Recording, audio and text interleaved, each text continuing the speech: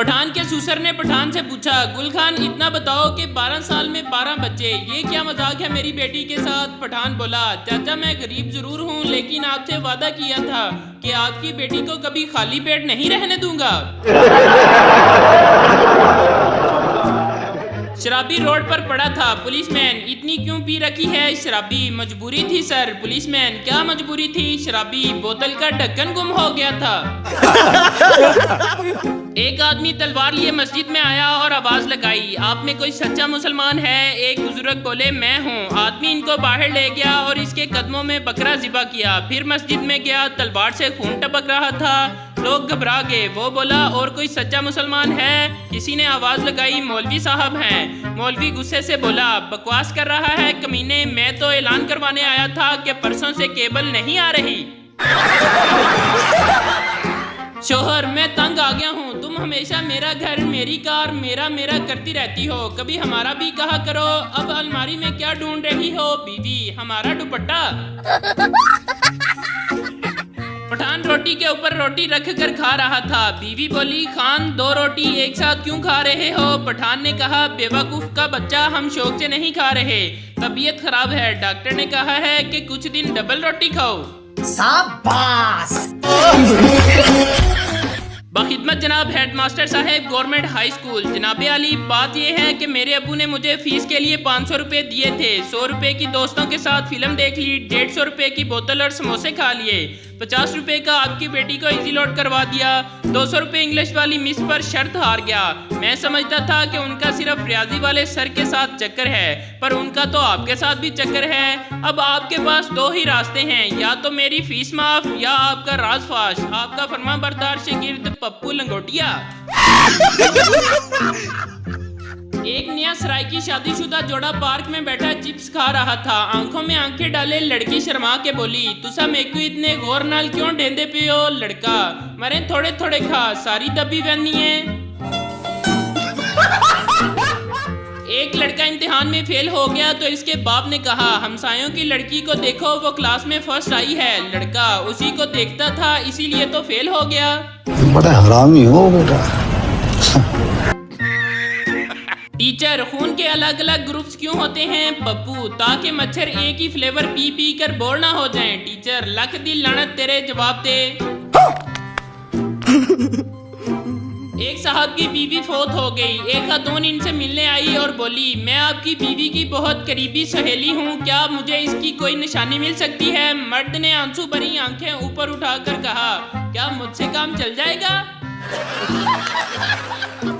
लड़की के लिए सास की 5 डिमांड, लड़की खूबसूरत हो, लड़की खूब सीरत हो, लड़की पढ़ी लिखी हो, लड़की कम उम्र हो, लड़की मालदार घराने की हो। रिश्ते के लिए बहू की एक ही डिमांड, सास ही ना हो। मोटू 500 के नोट पर लिखा नंबर डायल कर रहा था। पतलू, ये तुम क्या कर रहे हो? मोटू, यार मैं देख रहा हूँ, गांधी जी तो चले गए पर इनका मोबाइल किसके पास है?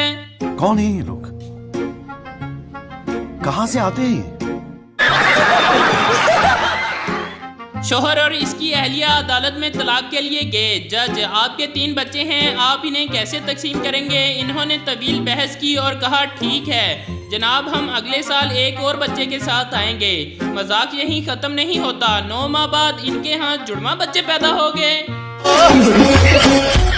सब्जी तेरी होगी, मंडी मेरी होगी, वाह वाह। सीएनजी तेरी होगी, गाड़ी मेरी होगी, वाह वाह। हम दोनों की दोस्ती इतनी गहरी हो कि मंगनी तेरी हो और शादी मेरी हो। अब बोल वाह वाह कमीने।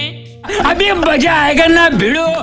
एक औरत ने अपने शराबी शोहर को सुधारने के लिए डांट फटकार और लड़ाई झगड़े का तरीका छोड़कर मोहब्बत का हरबा आजमाने की ठानी। रात के इसका शोहर नशे में धुत घर आया तो इसने मुस्कुराकर इसका इस्तकबाल किया, इसके जूते उतारे, मोजे उतारे, खाना खिलाया, फिर आराम से बिस्तर पर बिठाकर प्यार और मोहब्बत की बातें करने लगी।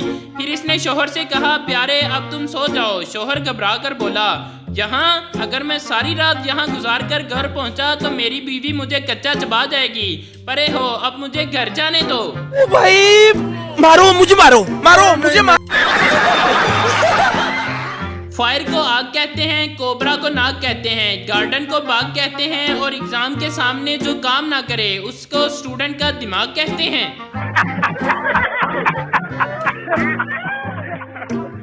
चौधरी साहब और मलक साहब में ये मुकाबला रहता था कि कौन फजर की नमाज के लिए पहले मस्जिद में पहुंचता है।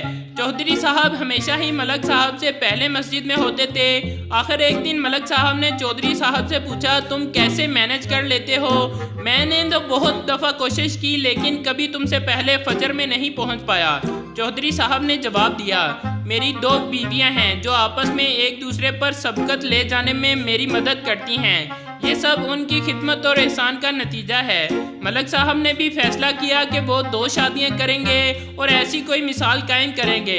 अल्हम्दुलिल्लाह आजकल मलक साहब भी चौधरी साहब की तरह मस्जिद में सोते हैं। हम सबका एक दोस्त ऐसा जरूर होता है जिसको सब बहुत शरीफ समझते हैं, मगर हकीकत में सबसे बड़ा बेगैरत वही होता है। एक शख्स अपने गधे को नहला रहा था। दोस्त ने पूछा, क्यों नहला रहे हो? जवाब मिला, इसकी शादी है। दोस्त, इसी खुशी में क्या खिलाओगे? दूसरा दोस्त, जो दुल्हा खाएगा वही तुम खा लेना। एक औरत जन्नत के फरिश्ते से बोली, मेरा निकाह मेरे दुनिया वाले शोहर से करवा दो। फरिश्ता बोला, निकाह तो करवा दूंगा, पहले कोई मौलवी तो जन्नत में आ जाए।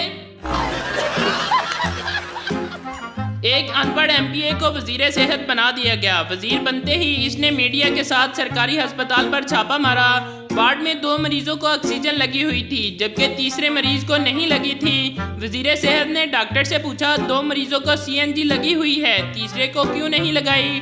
डॉक्टर ने सर से लेकर पांव तक वजीर को देखा और फिर ड्रिप की तरफ इशारा करते हुए बोला, सर ये मरीज पेट्रोल पर चल रहा है।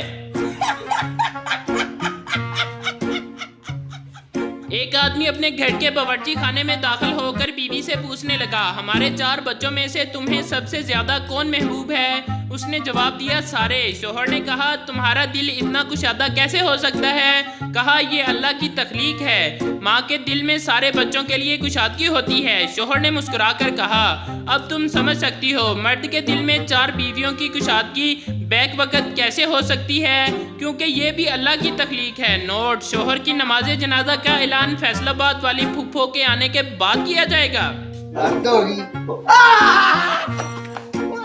सिंता, मेरे दादा ने 1857 की जंग में दुश्मनों की टांगे काट दी थी। बिनता, यार गर्दने क्यों नहीं काटी? सिंता, वो पहले ही कटी पड़ी थी।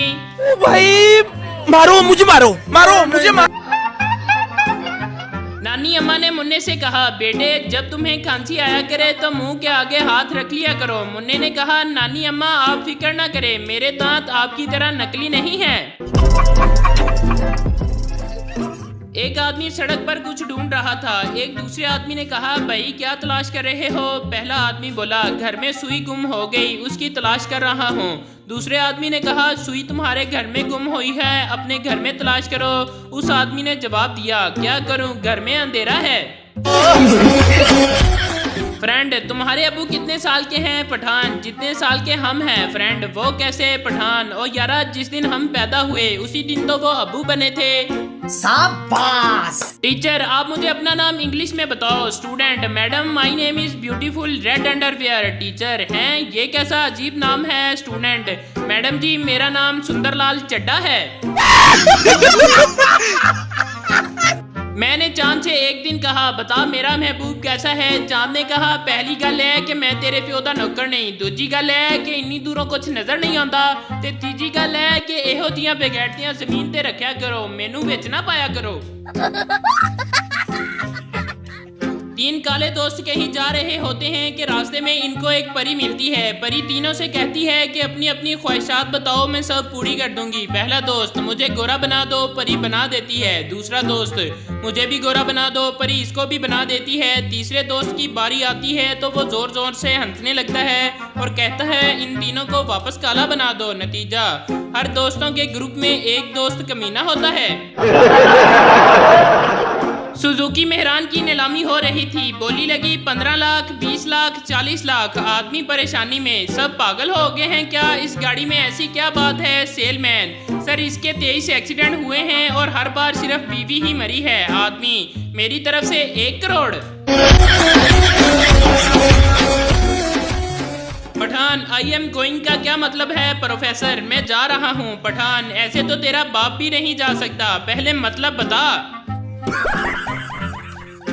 हमें तो अपनों ने लूटा, गैरों में कहाँ दम था। मेरी हड्डियां वहाँ टूटी जहाँ अस्पताल बंद था। मुझे एम्बुलेंस में लटाया जिसका पेट्रोल कम था। मुझे रिक्शे पर इसलिए बिठाया इसका किराया कम था। मुझे डॉक्टरों ने उठाया, नर्सों में कहाँ दम था। मुझे उस बेड पर लेटाया जिसके नीचे बम था। मुझे बम से उड़ाया, गोली में कहाँ दम था।